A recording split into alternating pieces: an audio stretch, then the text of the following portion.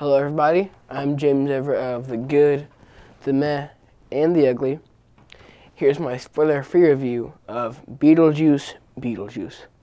This film follows Lady Dietz, who is still haunted by Beetlejuice, when her life gets turned upside down when her daughter finds a portal to the afterlife. I would say my overall thought for this movie is that it's a good time. Is it as good as the original? I wouldn't say so, but it's fun. It does what it needs to do. It's not swinging for the fences. It's not grabbing for an Oscar. It's just simply trying to have a good time with itself. And I think it does that. Is it perfect? By no means. There's definitely some problems with storylines and certain times it's a little overly crude, but I think as a whole, it's fun and it does what it needs to do. Now I'm going to move on to the good. What I liked about the movie, what I thought they did well. I would say the best part about this movie is that it feels so similar in vibe and energy, beat to beat, from the first one. It feels like everybody from the productions, people to the cast, to everybody that worked on the first one just walked right off the set of that and came onto this one, even though there's a 35-year age gap. It feels just so electric and fun, where most legacy sequels feel distant and detached from the first one. This one feels so embracing of whether it's the production design or the costumes or the sets, where it doesn't need to have a bunch of CGI. It blends like actual real sets and visual effects and all these different things and claymation to create this beautiful looking set, the entire thing. It's great. And I think another thing that makes it feel like the original is the cast, which is my next point. Michael Keaton has not missed a beat in 35 years. He's still so energetic and pops out of the screen like nobody else in the movie. Like, he really wants to be here. He's doing all this. He's great. Winona Ryder, she's great. She's a lot more subtle than most of the characters in this movie, but I think that's fine. Her performance is still good, still solid. Jenna Ortega in here is good. I think she plays the role of her character really well.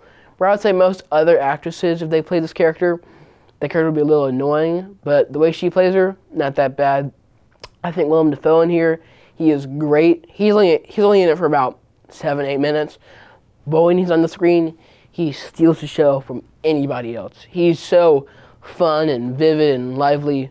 As a whole, I think the cast is great. Now moving on to the meh. Well, I thought it was just okay, nothing incredible, nothing horrible, just right in the middle.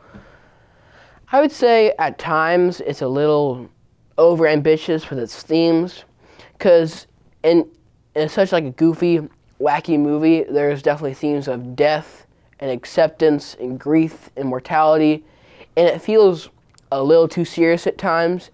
I don't think it's a bad thing that they cover these topics. It just, for such a fun, silly movie, they go straight from like mortality and a bit of a tonal shock, but it's not really that big of a problem, kind of a nitpick here. So now I'm going to move on to the ugly.